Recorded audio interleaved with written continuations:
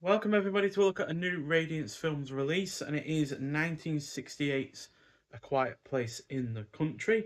So this is directed by Elio Petri, who also did We Still Kill the Old Way and The Working Class Goes to Heaven, both of which have also been released by Radiance Films. But my ultimate favourite film from him has been Investigation of a Citizen Above Suspicion, which was released by the Criterion Collection. So this clocks in at 106 minutes long, and it's a mix of giallo, thriller, and supernatural film genres.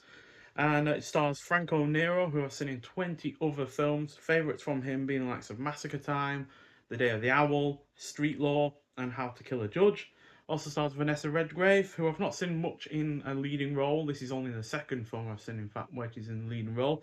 But I have seen her in the likes of Murder on the Orient Express, Mission Impossible, The 7% Solution, and Deep Impact. So Leonardo is a celebrated artist plagued by nightmares which stop him from completing his work. His agent, and sometime lover, Flavia, encourages him to relax, so he buys a country villa. Once there, he begins tracing the story of the previous owner, while Flavia's presence in the house seems to awaken something as she encounters one mysterious accident after another. So, although this isn't my favourite film from the director, and there are aspects to this that don't quite work, especially the first 10 or so minutes, there's a good nightmare sequence at the start, but then it seems to go off the rails for a little bit, but it quickly gets back towards an actual plot. This is nonetheless an overall engrossing effort that has two really rather good lead performances. The supporting cast is also decent. Most of Ennio Morricone's score is great. The cinematography is on point. The editing aids the madness the character Leonardo exhibits in an effective manner. The production is solid. Its themes are well realized about sex and art and how like capitalism basically, and how we basically sell ourselves to make certain artistic endeavors. Because at the end of this film, in a certain way, you can say that despite everything that Leonardo's gone through and done, he's still at the end of the day being really rather quite exploited.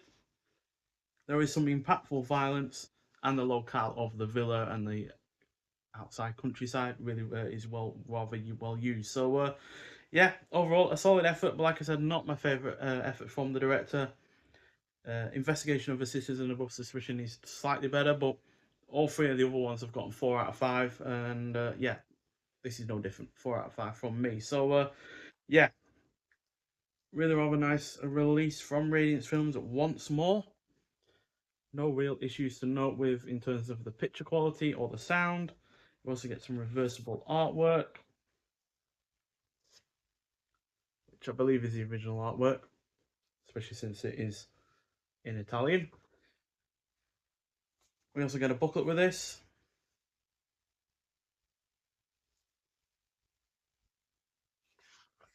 And inside we get your cast and your crew.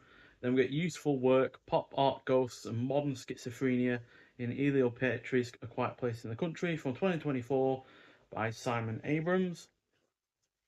And then we also get transfer notes and credits, as well as shots from the film as well. So yeah, there's Franco Nero, and here's Vanessa Redgrave. I'll show you off a picture of each of them since they are both the lead cast.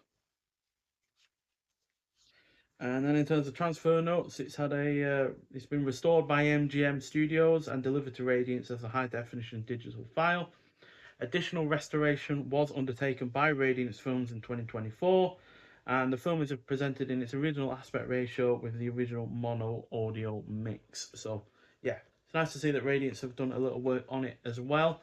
But like I said, there's no issues with the picture quality or anything like that. And then on the disc itself, we've got the film on Blu-ray with optional English and Italian audio tracks, and it's on Blu-ray for the first time in the UK. Got uncompressed mono PCM audio, new interview on the film by author Stefan Froer from 2024, clocking in at 49 minutes long, so that's quite a hefty extra there. Then we've got an archival interview with actor Franco Nero from 2017, clocking in at 32 minutes long. So it is an older one, obviously. He is still alive. I just imagine that they didn't able to get around to doing a new one with him, or that 2017 one basically covered everything they wanted to. And then we got an interview with makeup artist Pier Antonio Masaki from 2021, clocking at 14 minutes long. Then we got select scene audio commentary looking at Petrie's recurring focus on themes of masculinity by critic and filmmaker Kat Allinger from 2024. That clocks in at 14 minutes long. And then we've got a trailer. And then there's new and improved English subtitle translation for Italian and English audio, as well as subtitles for deaf and hard of hearing for the English audio.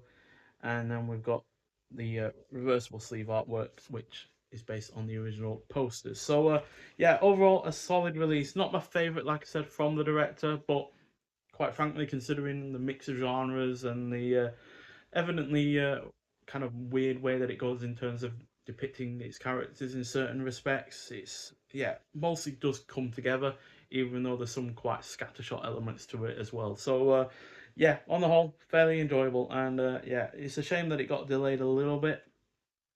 I believe this was supposed to be out earlier in October, and it didn't get released until later into that month. So it's a bit of a shame I didn't get around to seeing it during the spooky season, but yeah, I'm at least glad to have finally got around to it regardless. So yeah, but if you have seen this film before, I'd like to hear your thoughts on it. But nonetheless, thank you for watching, and I'll see you in the next one.